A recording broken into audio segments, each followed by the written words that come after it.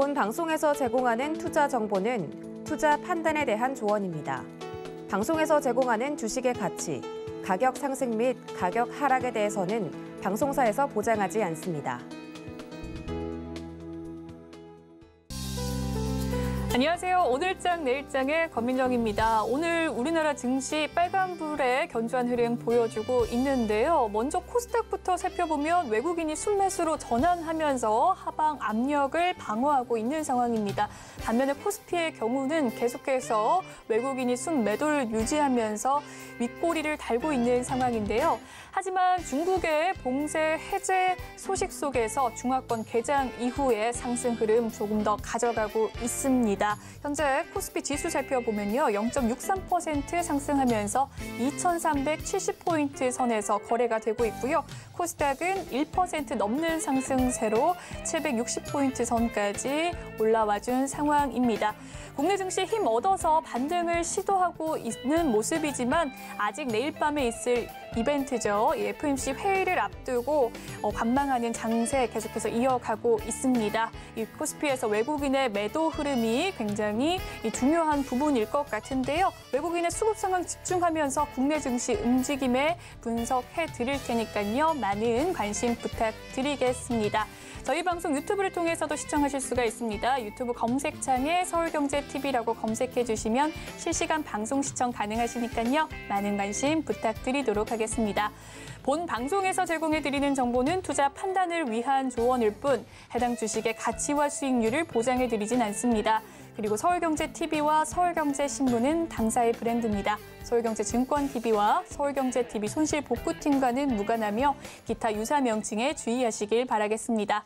9월 20일 화요일입니다. 오늘장 내일장 본격적으로 출발합니다.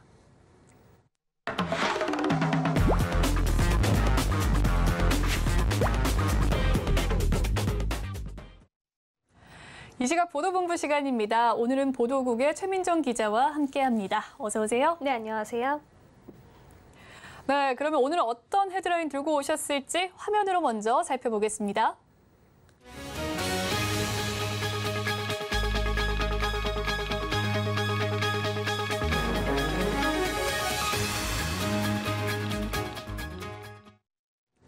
구글이나 애플 제품들 사용하시는 분들 참 많으시죠? 그래서인지 국내 글로벌 기업들이 많은 매출을 벌어들이고 있다고 합니다. 정확히 얼마나 되나요?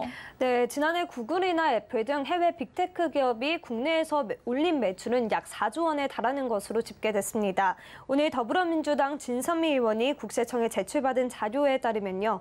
2021년 국외 신고자 사업자의 과세표준 신고 총액은 3조 9,846억 원으로 4조 원에 가까운 매출을 기록했습니다. 특히 국외 사업자 매출 중에서 구글과 애플 같은 대기업 규모의 매출이 대부분을 차지했습니다. 글로벌 기업은 2016년과 비교해 6.5배나 달하는 매출을 기록한 건데요. 6년 사이에 글로벌 기업이 국내에서 장악하는 그 장악력이 높아진 것으로 풀이됩니다. 네. 그런데 이 일부 기업들은 국내 사업을 많은 수익을 내고 있는 상황이지만 또 해외에 서버가 있다라는 이유로 과세를 회피하는 경우도 있다고요? 네, 과세 기준을 가르는 국내 고정사업장 여부에 대한 논란이 여전히 뜨거운 상황인데요. 구글은 국내 고정사업장이 없는 외국 법인이라 간편사업자로 등록되어 있는데요. 이렇게 간편사업자로 등록되어 있어 10%의 부가가치세를 부과하게 됩니다.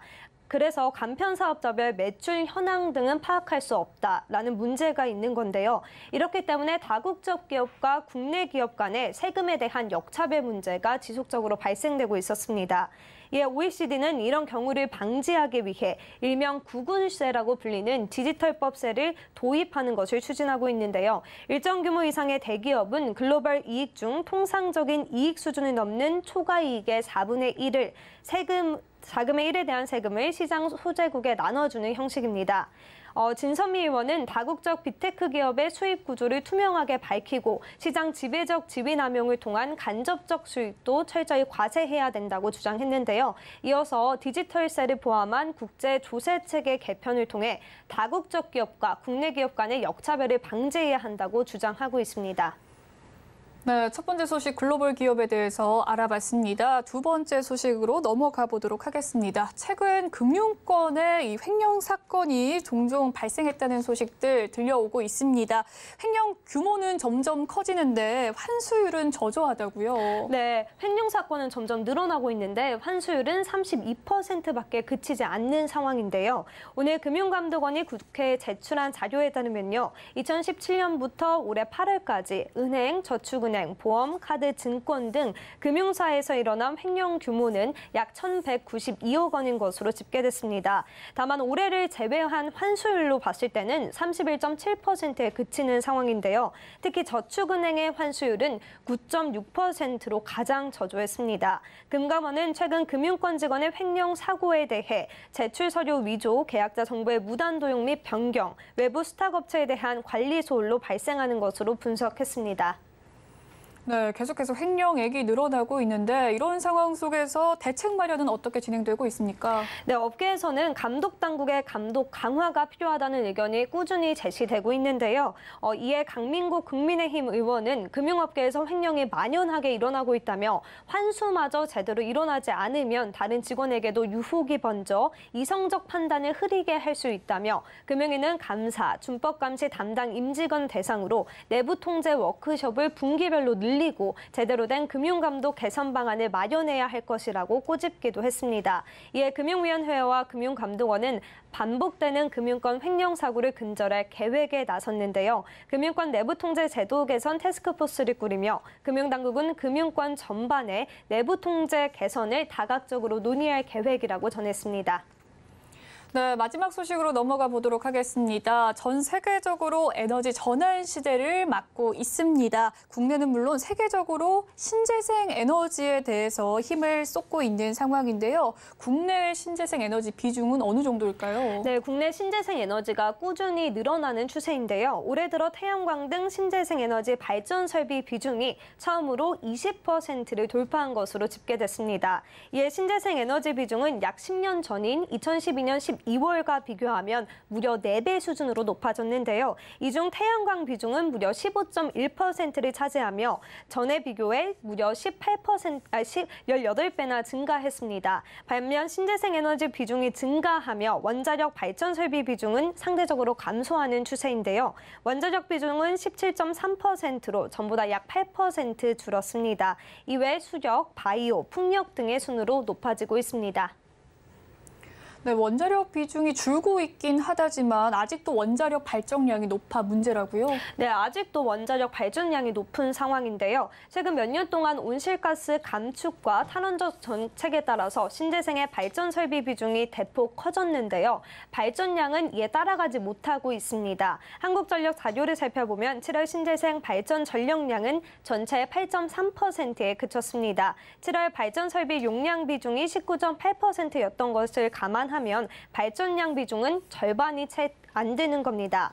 반면 원자력의 7월 발전 전력량은 27.9%의 규모로 아직 원자력의 비중이 높은 상황입니다. 이와 더해 현 정부는 탈원전 정책을 폐기하며 앞으로 원자력 비중이 증가세로 돌아설 것이라는 예측이 나오고 있습니다. 네, 지금까지 최민정 기자와 함께 이 시각 보도본부 함께했습니다. 말씀 잘 들었습니다. 고맙습니다.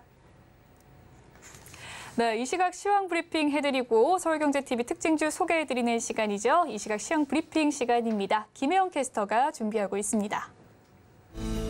안녕하십니까. 캐스터 김혜연입니다. 간밤 미증시는 FOMC를 앞두고 관망세가 짙은 모습이었습니다. 다만 장 후반 반발 매수세가 유입이 되면서 반등에 성공을 하는 모습이었는데요. 오늘 국내 증시도 FOMC를 앞두고 악재를 선반영했다라는 인식 속에서 저가 매수세가 들어오고 있다라는 분석들도 나오고 있습니다. 그럼 자세한 이 시각 지수 상황 살펴보겠습니다. 코스피 지수 장 초반의 상승은 아니지만 그래도 0.65% 오른 2,371포인트대에서 거래되고 있습니다. 바이든 대통령의 팬데믹 종료 선언에 항공주들이 강한 모습이고요. 철강주들도 강세를 보여주고 있습니다. 이어서 코스닥 지수도 확인해 보시죠. 네, 마찬가지로 상승 탄력은 다소 둔화가 됐지만 1.1% 오른 760포인트대에서 거래가 되고 있습니다. 반도체 관련한 종목들, 엔터주, 유통업종들이 강세를 보이고 있습니다. 이어서 수급도 확인해 보시죠. 외국인들의 매도세가 5거래일 연속 이어지고 있습니다. 개인도 5거래일 만에 현재 매도 우위를 보이고 있는데요. 기관만이 2,848억 원 매수해주고 있습니다. 이어서 코스닥의 수급도 확인해 보시죠. 5거래일 만에 외국인과 기관의 양 매수가 들어와 주고 있는 모습입니다. 기관도 장중에 소폭이나마 이 매수폭을 확대해주고 있는데요. 기관은 653억 원, 외국인은 83억 원 매수 우위가 보여지고 있습니다. 이어서 오늘장 상승하는 업종 테마 살펴보겠습니다. 자율주행 관련한 종목들이 강세를 보이고 있습니다. 19일 원희룡 국토교통부 장관이 발표한 이 모빌리티 혁신 로드맵 영향으로 관련주들이 상승을 보이고 있는데요. 앞서 정부는 2027년까지 운전자가 필요 없는 완전 자율주행 시대를 열기 위해서 올해 말부터 부분 자율주행 레벨 3 승용차를 상용화에 나서겠다라고 발표를 했습니다. 2025년에는 완전 자율주행 버스를 도입하고 2027년에는 일반 승용차까지 이를 확대하겠다라는 방침인데요. 이 같은 로드맵 발표 이후에 오늘 관련주들이 힘을 받고 있는 모습입니다. 현대 오토에버가 3%대 강세를 보이고 있고요. DY는 5%대, 한국테크놀로지는 현재 6%가 넘는 오름세를 보이고 있습니다. 이어서 하락한 업종 테마 살펴보겠습니다. 애플페이 관련주들이 쉬어가는 모습입니다. 애플페이의 이 국내 상륙에 관심이 높은 상황인데요. 현대카드가 애플과 손을 잡고 국내 서비스를 출시할 수 있다는 소식이 전해지면서 관련주들이 힘을 받는 모습이었죠. 아직 현대카드 측에서는 확인해 줄 수 있는 것이 없다라는 입장을 밝혔지만 애플페이의 국내 서비스 출시라는 소문에 불을 지피는 이슈가 있었습니다. 최근에 국내 애플 이용자들이 이용 약관을 업데이트하면서 애플페이 서비스 관련한 약관을 수정했다라는 소식에 관련주들이 크게 반응을 보였었죠. 하지만 해당 업데이트는 애플페이를 서비스하지 않는 튀르키예나 베트남 등 다른 국가들도 동일하게 적용된 것으로 보여서 열기가 다시 주춤해진 모습인데요. 이 때문에 최종적인 애플페이 서비스를 공식 발표하기 전까지는 어떤 변수가 나올지 모른다라는 분석들이 나오면서 쉬어가는 모습입니다. 나이스가 현재 1%대 하락세 보여지고 있고요. 한국정보통신도 5%대, 이로운도 3%대 하락세를 보이고 있습니다. 이어서 증시 탑10 확인해 보겠습니다. 네, SK하이닉스는 환경보호에 관심을 높이고자 AI를 활용한 생물 다양성 데이터 분석 경연을 개최한다라고 합니다. 또 전일 낙폭을 보였던 네이버와 카카오는 오늘 반등이 보여주고 있는 모습이고요. 이어서 서울경제가 뽑은 특징주도 확인해 보시죠. LS의 실적 개선세가 이어지고 있다라고 합니다. 배당 수익금이 증가할 것이란 증권가의 전망에 힘을 받고 있습니다. 삼성 엔지니어링은 증권가에서 앞으로 1년간 장기 우상향할 수 있는 긍정적인 전망을 내놓았죠. 하반기부터는 수주가 기대가 되는 프로젝트가 다수 포진되고 있다라는 분석도 나오고 있습니다. 모비스는 연세의료원 산하 세브란스 병원이 2023년 국내 최초로 중입자 치료를 시작한다는 소식에 관련주인 모비스가 강하게 반응을 하고 있습니다. 그럼 먼저 현대차 살펴보도록 하겠습니다. 삼성과 SK, 현대차 등 국내 주요 기업들이 ESG 경영의 일환으로 태양광 발전을 적극 도입하고 있는 것이 글로벌 시장에서는 걸림돌이 될 수 있다는 분석들이 나오고 있습니다. 태양광 발전을 위해서 사용되는 원재료들의 대부분이 중국의 의존도가 높기 때문에 향후 인플레이션 감축법 같은 변수에 취약할 수 있다는 지적이 나오고 있습니다. 현재 현대차 1.49% 내린 19만 8,500원에서 거래되고 있습니다. 이어서 살펴볼 종목은 LG이노텍이 있습니다. 애플 아이폰 14 프로의 생산량 확대 소식에 애플의 부품을 납품하는 이 LG이노텍도 관련주로 묶이면서 강세를 보이고 있는데요. 아이폰 14의 조립 라인 일부를 아이폰 14 프로로 전환할 것이며 출하량도 전망치의 10%가량 증가한 것으로 나타나고 있습니다. 현재 3%대 강세 보이고 있고요. 34만 5천 원에서 거래되고 있습니다. 마지막으로 살펴볼 종목은 덕산 네오룩스가 있습니다. 삼성전자가 2050년까지 탄소 중립을 달성하는 과정에서 전력 소모량을 줄이기 위해서 OLED 패널을 탑재하는 전자기기가 대폭 늘어날 것이란 기대감이 커지면서 강세를 보이고 있습니다. 현재 4%대 강세를 보이고 있습니다. 지금까지 증시 탑10 확인해봤습니다.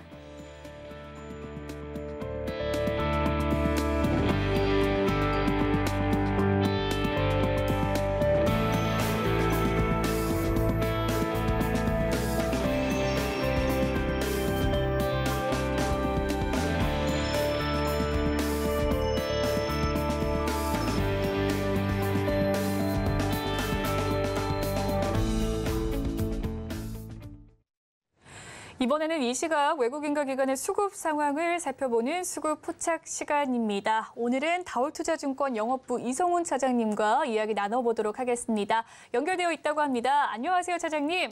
네, 안녕하십니까? 네, 수급 상황 살펴보고 왔습니다. 종목별 흐름은 어떻습니까? 네, 종목별로 본다고 한다면 전체적으로 외국인들 같은 경우는 약간 자동차, 화학 정도로 집중되어 있고요. 기관 같은 경우에는 2차 전지 그리고 IT주로 좀 나눠지고 있는 상황인데 우선 외국인들이 매수 2위가 바로 이제 LG 이노텍입니다. 우선 LG 이노텍 지금 현재뿐만 아니라 애플 쪽에서의 그런 이슈가 지금 현재 유동성이 많이 몰리는 상황이라고 좀 볼 수 있겠는데 특히 이제 애플의 아이폰 14번째, 14번째 시리즈의 이 생산량 확대 소식이 나와주면서 LG 이노텍에 대한 좀 관심이 많이 높아지고 있는 오늘 현재 상황이라고 볼 수 있겠고 우선 저희 미국 증시에서 애플 같은 경우에도 2.5%까지 상승을 했죠. 이런 애플의 상승과 함께 그 전에 아이폰에 대한 출시에 대해서 LG 이노텍이 수혜를 예전만큼 받지 못했는데 오늘 같은 경우에는 외국인들이 강하게 사는 모습을 나타내주고 있고요. 이 아이폰 이번 새로운 시리즈에서 전면과 후면 카메라 부품을 모두 납품하는 게 바로 LG 이노텍입니다. 그렇기 때문에 대표적인 애플 관련주로서 분류가 되는 게 바로 LG 이노텍이고요. 추후에 본다고 하더라도 출하량이나 지금 이제 분위기는 좋습니다. 그렇기 때문에 LG 이노텍에 대한 주가 관심은 계속 가져야 되는 게 맞다라고 판단되고 있고, 그 다음에 오늘 오랜만에 좀 매수세 많이 몰려오고 있는 기관의 순매수 2위죠. 바로 에코프로베임인데요. 이 에코프로베임 같은 경우에는 어떻게 보면은 이 3분기뿐만 아니라 이 4분기까지도 실적에 대한 기대감이 큰 종목이라고 볼 수 있습니다. 지금 현재 4분기 같은 경우에는 양극재 이 판가 하락에 대한 부분에 있어서 우려감은 좀 있었지만 하지만 출하량이 좀 증가세를 보여주고 있기 때문에 에코프로비엠에 대한 관심은 꾸준히 가져야 되지 않을까 이렇게 좀 판단되고 있습니다. 네, 이 시각 수급 특징주의 흐름들 살펴봐 주셨습니다. 외국인들은 현재 자동차, 화학 섹터 위주로 좀 매수를 하고 있는 상황이고 기관은 IT와 2차 전지에 수급이 쏠리고 있는 상황인데 외국인의 수급으로서는 LG 이노텍 그리고 기관의 수급으로서는 에코프로비엠이 좋은 흐름 보여주고 있다라고 말씀을 해주셨습니다. 그렇다면 차장님께서 포착한 특징주 어떤 종목일까요? 네, 저는 이제 외국인들의 코스닥 순매수 5위죠. 바로 이제 파라다이스를 좀 관심 있게 보고 있는데, 우선 파라다이스 같은 경우에는 파라다이스 이퀄, 일본이라는 인식이 많이 강하죠.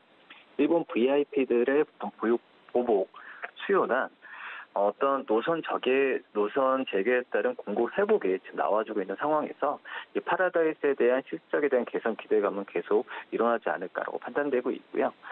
지금 이제 3분기가 거의 마무리되는 시점이죠. 이런 상황에서 영업이익 같은 경우에도 올해 3분기 때는 197억이 나오지 않을까라고 좀 증권사들에서는 조심스럽게 예상을 하고 있는 상황이고요. 7월에 이어서 8월에도 매출액이 상당히 좋았기 때문에 이런 추정치에 대한 부분은 그래도 좀 탄탄하게 좀 잘 나오지 않을까라고 좀 생각이 되고 있습니다. 특히 이제 9월 같은 경우에 이 한국과 일본 모두 이제 입국장 PCR 규제가 없어졌죠. 그러면서 우리나라는 이제 일본 입국자에 대해서 무비자까지 또 정책을 지금 확대한 점 같은 경우에도 이 파라다이스의 주가에 긍정적인 요소를 좀 통하고 있다라고 말씀드릴 수 있겠고요. 이 8월의 매출액 같은 경우는 전년 대비해서 한 15% 좀 감소할 수 있겠지만 하지만 홀드율이나 여러 가지 정황상 봤을 때는 작년 대비해서 당연히 좋아지는 모습으로 가고 있다라고 좀 생각이 되고 있습니다.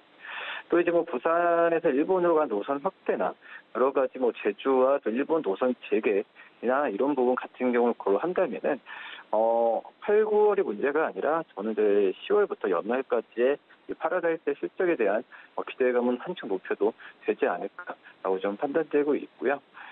우선 지금 현재 이 카지노뿐만 아니라 호텔이나 여러 가지 부분 쪽에서도 이런 노선 재개나 그런 PCR 해제에 대한 수혜가 분명히 일어날 것으로 판단이 되고 있습니다. 그렇기 때문에 파라다이스에 대한 오늘 좀 관심을 가져도 괜찮지 않을까 판단되고요. 매수가는 16,500원, 목표가는 18,000원, 손절가는 15,000원 말씀드립니다. 네, 9월부터 한국과 일본의 PCR 규제가 허물어지면서 일본과의 노선 확대 기대감 속에서 오늘의 특징주 파라다이스 꼽아주셨는데요. 그에 따른 투자 전략까지 이야기 나눠봤습니다. 지금까지 다울투자증권 영업부 이성훈 차장과 함께했습니다. 말씀 잘 들었습니다. 네, 감사합니다. 네, 오늘 시장을 주도하는 업종과 이슈에 대해서 심층 분석해보는 마켓 로드맵 시간으로 넘어가 보도록 하겠습니다. 오늘 주제는요, 리오프닝 관련주 있는데요. 그 중에서도 주도주가 무엇일지 분석해보는 시간 갖도록 하겠습니다. 메리츠증권 강남센터의 황혜수 차장 연결되어 있습니다. 안녕하세요, 차장님. 네, 안녕하세요. 네, 바이든 대통령이 어제 코로나19 팬데믹이 끝났다라는 발언을 통해서 이 종식 선언을 알렸습니다. 다만 이 백악관은 비상사태 해제 계획은 없다면서 선을 그은 모습인데요. 그래도 국내외 관련주들 영향을 받은 모습입니다. 특히나 바이든의 코로나 종식 선언 속에서 국내 백신 관련주가 하락 흐름 보여주고 있는 상황인데요. 국내 백신 관련주 현 구간의 주가 평가가 어떻게 되는지 궁금하고요. 대응 전략 어떻게 마련하면 좋을까요? 우선 말씀해주신 대로 전에 미국 바이든 대통령이 코로나19가 이제는 종결되었다라는 발표와 함께 전일 미국 시장에서 코로나 백신 관련된 종목들이 큰 폭으로 하락하는 모습을 보여줬습니다. 대표적으로 모더나 같은 경우 9% 이상 하락하면서 그동안 대표적인 백신 종목이었던 모더나의 주가 하락이 어제 같은 경우 돋보이는 모습이었는데요. 국내 시장에서도 그 코로나 백신 관련된 종목들은 코로나 사태가 한창이었을 때 백신 개발에 대한 기대감 그리고 어떤 백신 관련 그런 테마성 움직임이 나타나면서 주가가 급등했었던 모습이 보여졌었습니다. 하지만 코로나19 사태가 이제는 엔데믹으로 접어들기 시작하면서 주가가 꾸준하게 가격 조정을 받아왔었던 상황이었고요. 국내에서는 이제 SK바이오사이언스 같은 경우 최초로 백신을 개발을 하고 이제는 판매까지 나타나고 있는 상황이지만 그동안의 어떤 코로나19 백신에 대한 기대감이 주가에 다 선반영이 되었었던 모습이었기 때문에 어제 이제 코로나19 사태가 종식되었다는 소식과 함께 금일 주가가 조금 약세를 보여주고 있는 모습이다라고 보시면 될 것 같습니다. 국내 코로나19 관련된 종목들, 백신 개발을 하겠다라고 발표를 했었던 일부 소형 업체들이라든지 다른 일부 대형 종목들 같은 경우도 말씀드린 대로 이미 코로나19 사태가 한창이었을 때 관련 백신 개발 기대감 그리고 이에 따른 어떤 성장 기대감으로 주가가 큰 폭으로 상승했었던 전례가 있었는데요.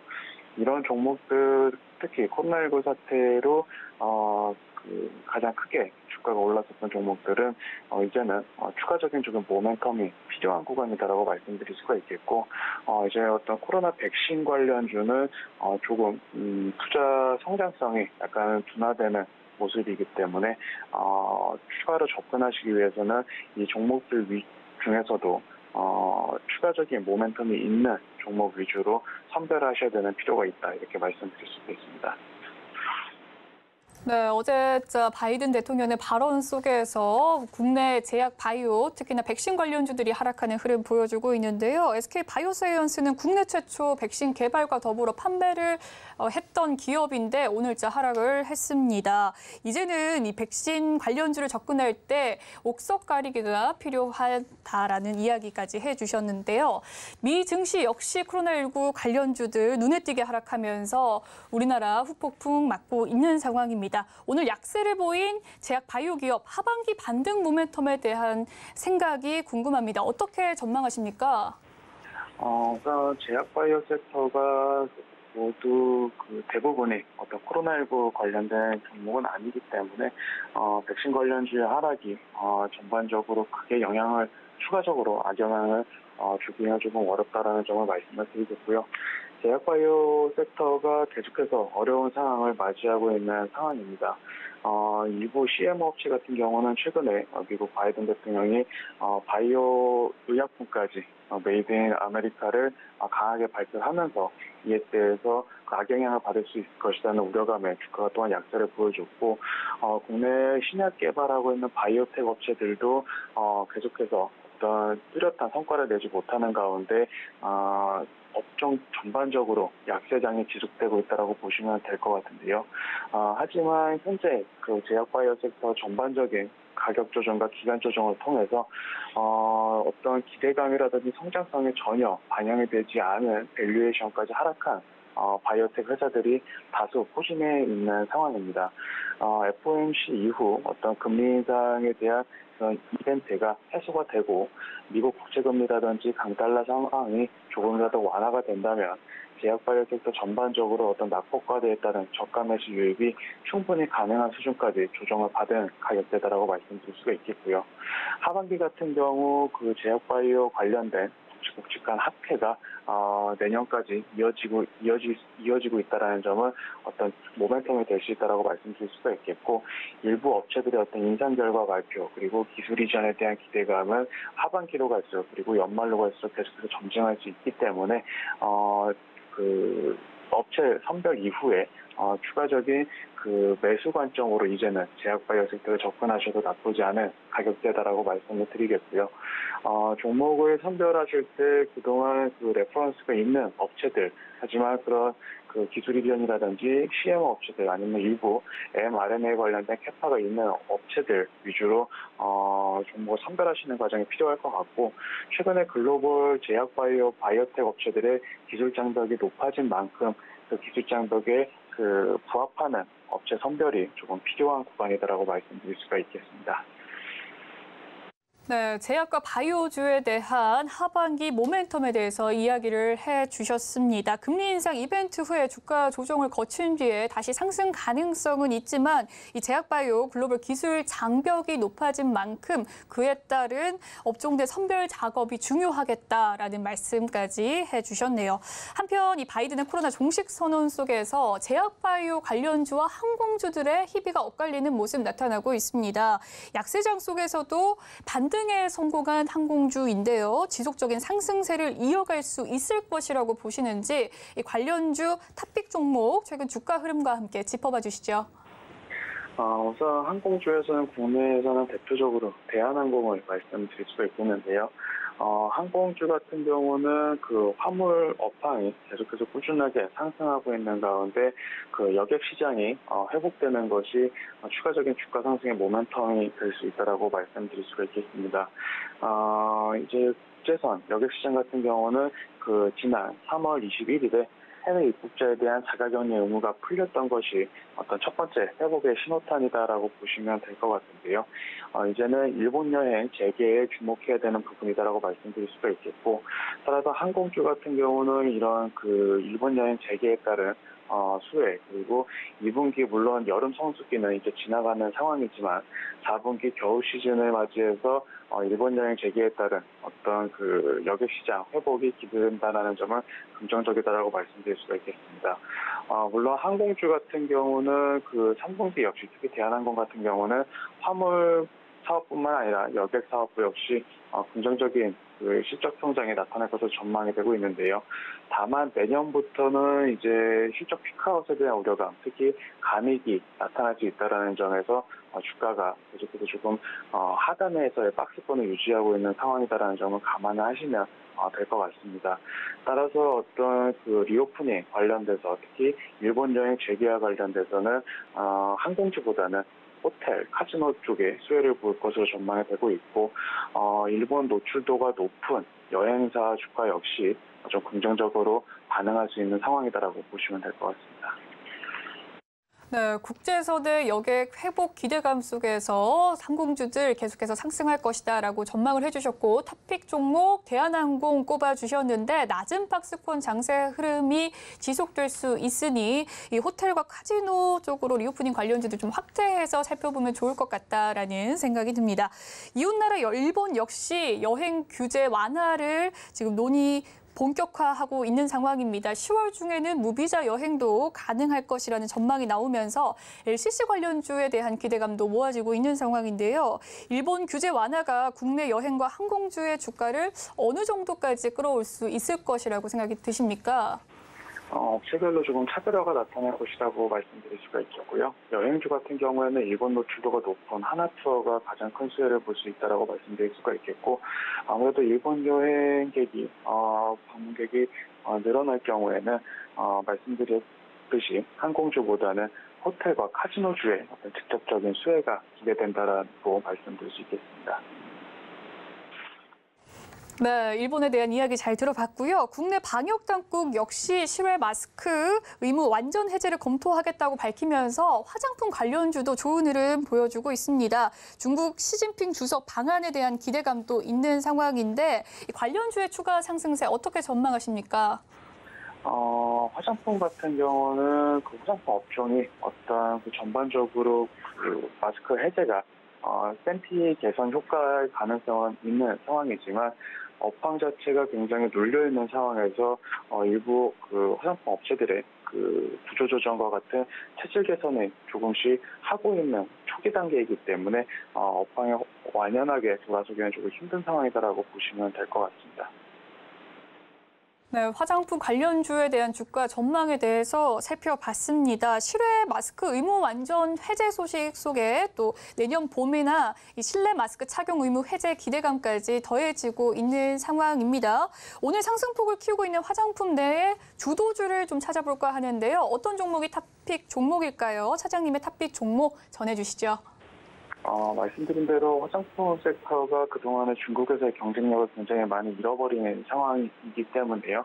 화장품 쪽에서는 이제 그 비중국 모멘텀이 유효한 업체로 선별하실 필요가 있다고 말씀드릴 수가 있겠고, 스몰케어 업체 중에 아이페미리 LCC 같은 경우 일본향 수출이 꾸준하게 증가하고 있는 상황에서 올해 같은 경우 작년보다 높은 일본향 그리고 동남아향 수출이 기대되고 있기 때문에 이 종목 같은 경우 그 비중국 모멘텀이 있는 업체라는 점에서 매력적인 부분이 있다 이렇게 말씀드리겠습니다. 네, 지금까지 메리츠증권 강남센터 황혜수 차장과 이야기 나눠봤습니다. 말씀 잘 들었습니다. 감사합니다.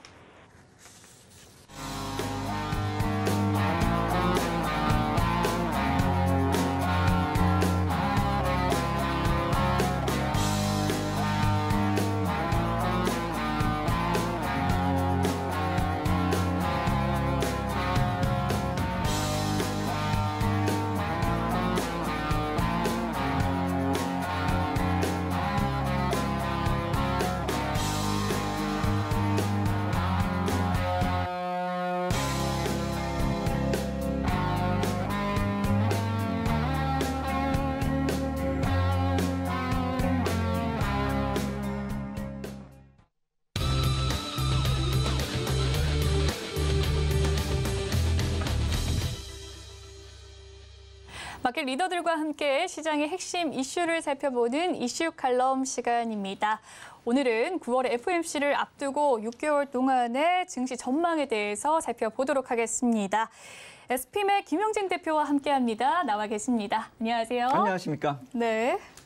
네, CPI가 예상치를 좀 벗어나면서 충격이 적지 않았습니다. 여파도 지금 좀 회복해 가는 상황인 것 같은데요. 이후에 발표된 경제 지표에 대한 영향 어떻습니까? 네, 그 뒤로 PPI도 발표되고 수출입 물가도 발표됐습니다. 그래서 긍정적인 면도 있긴 있는데 이 CPI의 충격을 덮어버릴 정도는 안 됐습니다. 그래서 CPI 쪽 지수가 좀 안 좋게 나온 거가 워낙에 좀 강하게 악재로 작용이 되고 있기 때문에 모두 다 묻어버린 상황인데 만약에 CPI만 좀 완화가 한다면 향후에 조금 변화가 나타났을 때 좀 빠르게 변화될 수도 있다라는 생각은 듭니다. 그리고 또 PPI나 수출입 물가 지표가 약간의 선행성이 있기 때문에 이러한 CPI 지수가 안 좋았었던 점을 향후에는 개선시킬 가능성도 있다라는 점은 우리가 조금 생각해 볼 필요가 있어 보입니다. 그리고 CPI 지수 이 세부 항목으로 한번 들어가서 얘기를 해보면은 약간 희망을 볼 수도 있다라는 생각이 들긴 드는데 한번 세부 항목을 이렇게 보면은요.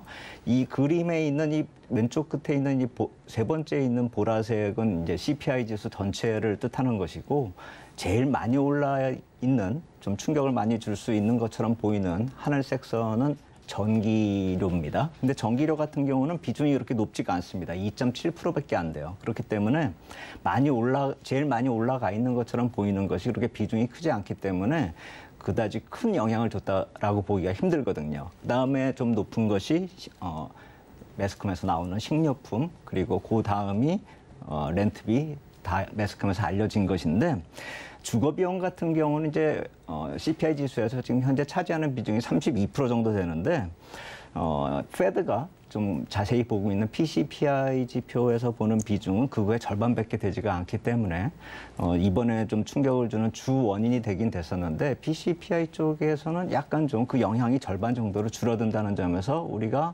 한번 좀 기대를 해볼 만하고요.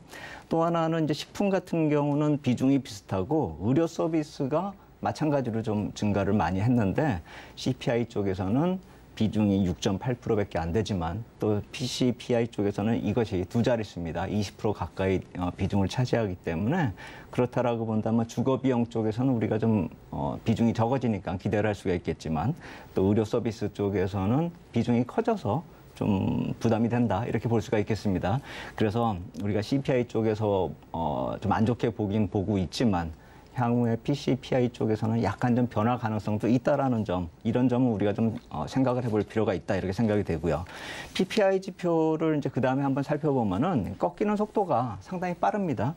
이 꺾이는 속도가 여기 촘촘히 이제 이게 기간이 좀 정해져 있기 때문에 거의 이게 한 반년치 정도 하락이 된 그런 모습이거든요. 그렇기 때문에 지금 이 지표 떨어지는 속도를 감안한다면은 그리고 CPI 쪽으로 이것이 전달될 것이다라고 생각해 본다면 한두 달 정도 뒤면은 우리가 좀 기대를 해볼 수 있지 않을까라는 생각이 든다 이렇게 생각이 됐고 이미 지난해 6월 이후로 최저치로 떨어졌다. 그리고 예상치에 부합하고 있다라는 점을 감안한다면 CPI에 가장 가려진 가장 좋은 호재가 이 PPI가 아니었나 이렇게 생각이 됩니다. 그리고 그 다음으로 발표가 됐었던 이제 수출 물가 같은 경우는 제가 지난주에도 이 수출 물가 7월 달에 하락하는 모습을 보고 좀 기대를 해보자 이렇게 생각을 해봤었는데 이 영향도 역시 마찬가지로 좀 시간이 걸릴 것 같습니다. 꺾이고는 있는데 이게 CPI 쪽으로 전달되는 그런 속도가 좀 느리다 이렇게 생각이 됩니다. 그리고 특히나 앞서 말씀드린 PPI나 수출 물가나 이쪽이 렌트비 쪽으로 미치는 영향이나 또 주거비용 말고 메디컬 비용 쪽으로 미치는 영향도 약간 좀 상관성이 좀 떨어지기 때문에 안정되고 있는 PPI 쪽이나 수출입 물가가 온전하게 지금 재료로 반영되지 못하는 이유 중에 하나다 이렇게 볼 수가 있겠습니다. 특히나 이 수출입 물가 중에서는 우리가 수출 쪽에서 차지하는 비중이 큰 그 식료품, 그러니까 농산물요. 농산물 같은 경우가 7월에 많이 하락을 했는데 이 미국 내에서 식료품 가격이 크게 올랐듯이 수출하는 그 농산물 가격 역시 마찬가지로 감소폭이 많이 줄어들었습니다. 그렇기 때문에 이 수출 물가가 향후에 또 변동될 가능성도 있다라는 점이 있기 때문에 이쪽이 또 완전하게 또 호재로 작용하기가 좀 역부족인 상황이다 이렇게 볼 수가 있겠습니다. 그래서 전체적으로 이 물가 지표 다 보면은 호재도 있긴 있습니다. 그런데 전체적으로 분위기를 완전히 역전시킬 만한 그런 상황이 못 되고 있기 때문에 이 CPI 지표의 악재가 계속 시장을 지배하고 있다 이렇게 보면 될 것 같고요. 또 하나는 이 페드의 FOMC 회의 이제 오늘 내일이라고 말씀을 드렸는데 거기서 이제 기초 데이터로 사용하는 이 베이지북 내용이 이제 거의 이제 완성이 됐습니다. 그래서 이 페드 홈페이지에 가면은 다들 이제 확인하실 수가 있는데 이 내용을 제가 중요한 것만 좀 정리를 해보니까 아까 말씀드린 유틸리티, 음식, 임대료 그리고 이제 의료 서비스 이 항목들의 부담은 계속 연말까지 지속될 것이다 이렇게까지 표현을 하고 있거든요. 그렇다라고 본다면 이번에 회의 때 좀 긍정적으로 변화될 수 있는 가능성이 점차 줄어들고 있는 것 아닌가. 또 임금 쪽에 대해서 산업 활동이 너무 강하기 때문에 임금 쪽은 또 인플레이션을 자극시킬 수가 있다라는 또 얘기가 나오고 있습니다. 그래서 특히나 연말로 들어서기 때문에 보너스가 있고 연말 임금 인상, 비정기 급여 이런 것들이 또 고려돼야 되기 때문에 이쪽의 상승 요인을 생각을 해본다면은 인플레이션 지표가 향후에 좀 개선되기는 힘들어 보인다라는 것이 이번 회의에 또 반영이 될 가능성이 있거든요. 그래서 호재성 재료가 가려진 것도 사실이긴 한데 악재성 재료가 계속 지배하고 있다라는 점을 우리가 놓치면 안 될 것 같습니다. 그래서 이번에 회의 때 큰 기대를 하기는 좀 어렵겠는데 그나마 좀 시장에 좀 선반영돼서 하락한 요인들이 있어서 그나마 좀 큰 충격을 주지는 않기를 좀 바랄 뿐이다. 이렇게 정리를 할 수가 있겠습니다. 네, CPI 지수가 예상치를 벗어나면서 시장의 악재로 좀 장악을 하는 모습이었는데요. 세부 학력별로 살펴봤을 때는 식품이나 전기, 주거에 대한 수치가 상승했음에도 불구하고 PPI 지수나 수출입 물가 지표에 더불어서 좀 시장을 상승 방전시키기에는 좀 부족한 상황이다라는 이야기를 해주셨습니다. 기준금리 인상과 또 시장의 변화 속에서 잭슨홀 이벤트 이후의 이슈는 좀 다 반영이 된 것으로 봐야 할까요? 네, 그래서 이제 시장에서 어느 수준의 금리까지를 반영했는가 이렇게 따져보면 4.5% 정도까지 갔다라고 보시면 돼요. 왜냐하면은 제가 이 그림에서 이제 이 패드워치 툴 그림을 어제 이게 퍼온 거거든요. 근데 여기 보시면 425에서 450이 이제 가장 큰 이 비중을 차지하는 요 주황색 부분이거든요. 이게 한 36%로 이제 수치가 나타나고 있는데 오늘 아침에 이걸 다시 수치를 확인해 보니까 자료를 정리하느라고 다시 확인해 보니까 이 450이 어제 밤까지만 해도 29%였는데 이게 34%까지 늘어나면서 이 36%가 이쪽으로 옮겨온 겁니다. 그러니까 425에서 450이 36에서 31로 줄어들고 그 5% 줄어든 것이 450, 475로 넘어간 거죠. 그렇다면 내년 3월에 4.5% 기준금리가 이제 등장하게 되는 겁니다.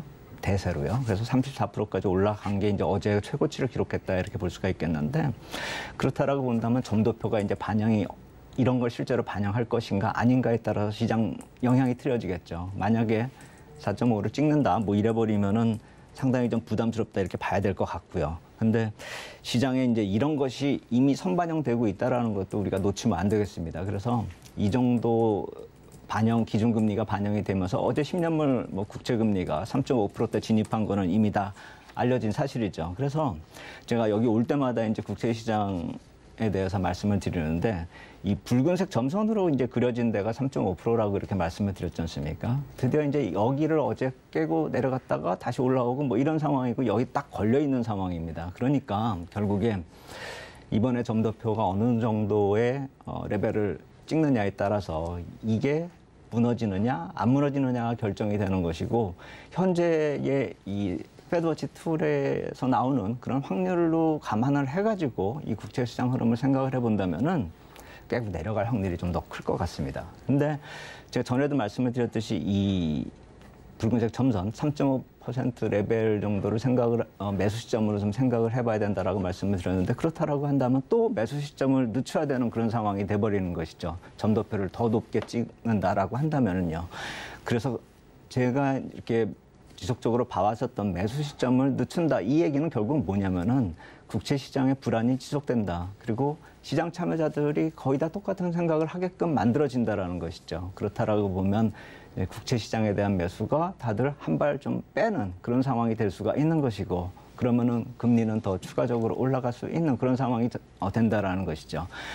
시장 상황이 이렇게 예상이 되는 것처럼 바로바로 움직여준다. 그렇게 반영이 된다. 이렇게 선반영이 된다. 뭐 이렇게 정리하면은 쉽게 넘어갈 수가 있는데 실제로 보면 이 국채시장 흐름이 반영이 되는 속도가 굉장히 느립니다. 전에도 말씀드렸듯이 이 옆으로 기는 기간이 한 3개월 정도가 된다라고 이렇게 말씀을 드렸는데 그걸 실패했지 않습니까? 수렴이. 그렇기 때문에 만약에 이번에 점도표의 경우에 따라서는 또 3개월 내지 6개월까지도 기다려야 된다라는 그 말씀을 드리는 것입니다. 그래서 아까 앵커님이 초반에 6개월까지도 전망할 수 있는 그런 회의가 될 것이다라는 말씀을 하신 겁니다. 그래서 6개월 정도까지도 생각해 봐야 된다라는 것이 내년도 3월 달에 기준금리까지도 논하게 되고 있고 실제로 지금 시장에 반영이 되고 있다라는 점 때문에 지금이 9월이니까 결국 내년 3월까지라고 본다면은 6개월 정도 뒤까지도 이제 우리가 앞서서 생각을 해볼 수 있는 것이죠. 그렇기 때문에 내일 나타나는 결과에 따라서는 이제 6개월 정도의 전략을 우리가 좀 새로 짜야 될 것 같고 제가 확실히 말씀드릴 수 있는 거는 어떤 코멘트 하나가 딱 중요한 게 아니라 그 코멘트로 인해서 시장이 얼마나 빠르게 반영되느냐에 따라서 시장이 6개월 동안에 좀 조정이 될 것인가 아니면 그보다 좀 짧은 조정이 될 것인가 이것을 우리가 가늠할 수 있거든요. FOMC 회의도 중요하지만 시장의 반응이 어떻게 나타나느냐 이것도 한번 포커스를 맞춰서 볼 필요 있겠다 이렇게 생각이 됩니다. 네, 기준금리와 국채금리가 좀 시작을 압박하는 상황 속에서 추세 평가를 해주셨습니다. 국채 매수세가 약화될 가능성 높게 있고 또 금리 추가 인상 가능성도 있다고 이야기를 해주셨는데요. 내일 밤에 있을 FOMC 이 회의가 굉장히 중요한 이야기일 것 같습니다. 6개월의 장기 투자 포인트가 나올 수 있는 FOMC 회의일 텐데요. 매일 밤이죠. 내일 밤에 있을 FOMC 회의입니다. 관전 포인트가 있다면 어떤 것이 있을까요? 네, 계속 이제 점도표 말씀을 계속 드리잖아요. 그래서 6월 FOMC 회의 점도표를 보면서 말씀을 드리겠습니다. 여기 제일 많이 찍혀 있는 게 연말에 올 연말이요. 올 연말에 325bp가 대세였다 이렇게 찍어놓은 것이었고 내년 초에 350bp까지 올라갔다가 그리고 2024년에 이렇게 대세가 낮아진다. 했기 때문에 금리 인하가 이제 나타난다 이런 식으로 해석이 된 거고요.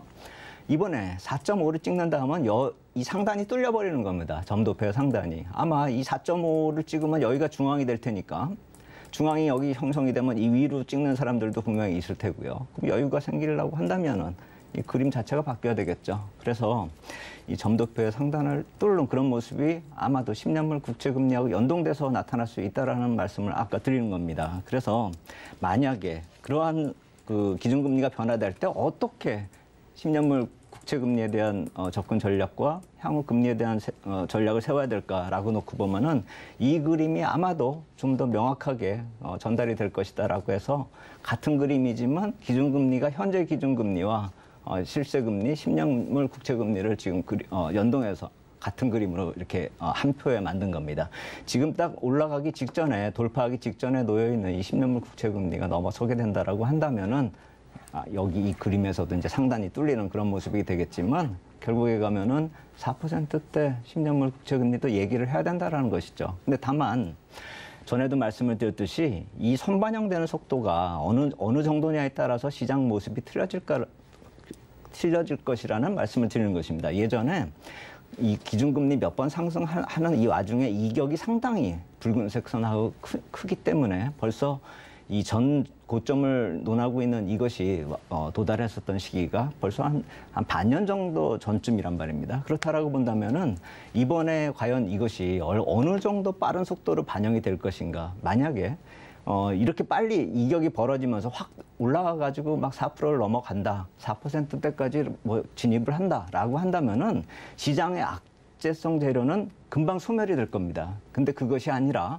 계속 기준금리가 올라가는 거하고 일정한 스프레드를 유지하면서 국채금리가 계속 상승을 하게 되는 그런 상황이 된다라고 한다면 최근 한 1, 2개월 사이에 나타났었던 박스권 등락 속에서 변동성이 확대되는 모습으로 이어질 수 있다라는 것이죠. 그렇기 때문에 이번에 나타나는 점도표에 따라서 시장의 반응을 하는 것이 그날 밤에 반응이 중요한 것이 아니라 그 이후에 나타나는 국채 시장의 변화를 주목을 해야 된다는 것이 제가 아까 드린 말씀이고 국채 시장이 안정이 되지 않는 한은 4분기에 큰 시장이 열릴 수가 없다라는 점을 우리가 인식할 필요가 있고 빨리 차라리 금리가 올라가거나 10년물 국채 금리가 빠르게 가격을 하락을 한다라면 조정 기간은 단축이 될 수 있습니다. 하지만 그게 아닌 경우라고 한다면 최소한 3개월에서 길게는 6개월 정도의 조정 기간이 또 펼쳐질 수 있다라는 점. 이번 FOMC 회의의 포인트는 결국 시장 반응에 있다. 시장 반응이 어떻게 되느냐를 다시 한번 체크할 필요가 있겠다. 이렇게 말씀을 드리겠습니다. 네, 내일 밤 있을 FOMC 회의의 관전 포인트에 대해서 짚어봐 주셨습니다. 이번 회의의 현안은 또 물가 잡기가 최우선일 것이고 페드의 시각이 굉장히 중요하다. 또한 시장의 반응을 잘 살펴봐야 한다라는 이야기까지 덧붙여 주셨네요. 지금까지 에스핀 김영진 대표와 이슈 칼럼 함께했습니다. 말씀 잘 들었습니다. 감사합니다. 본방송에서 제공해드리는 정보는 투자 판단을 위한 조언일 뿐 해당 주식의 가치와 수익률을 보장해드리진 않습니다. 그리고 서울경제TV와 서울경제신문은 당사의 브랜드입니다. 서울경제증권TV와 서울경제TV 손실복구팀과는 무관하며 기타 유사 명칭에 주의하시길 바라겠습니다. 오늘 준비한 소식은 여기까지고요. 저는 내일 2시 생방송으로 다시금 찾아뵙도록 하겠습니다. 시청해주신 여러분 고맙습니다.